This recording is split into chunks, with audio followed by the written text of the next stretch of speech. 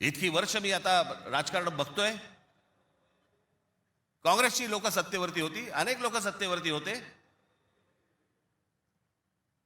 परंतु ते लोकांना घाबरून असायचे, जनतेला घाबरून असायचे. आता घाबरणं बिबरणं काहीच नाही. गृहीत धरून टाकलं तुम्हाला. कुठून येतात मतं ह्यांच्याकडे, कशी येतात, काय येतात, याचा लढा तर बाकीच्या ठिकाणी सगळ्या ठिकाणी सुरूच आहे. ते बोगस वोटर आणि ते ईव्हीएम मशीन पासून सगळ्या गोष्टी सुरू आहेत. पण ह्याच्यामध्ये सगळ्यात महत्वाची गोष्ट बघा, आता उद्दामपणा कुठपर्यंत गेला यांचा. अकोटमध्ये भाजपने एमआयएमशी युती केली. बदलापूरमध्ये भाजपने काँग्रेस बरोबर युती केली.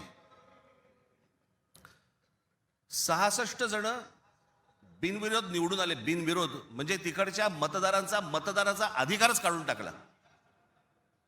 ते मतदारच नाही करू शकत. आज 66 आहेत. हे पुढे आकडे वाढत जाणार. त्याला कळलंय की काय प्रकारचे आपण कशा प्रकारे लोकांना विकत घेऊ शकतो. वाईट या गोष्टीचं वाटतं विकले जातात.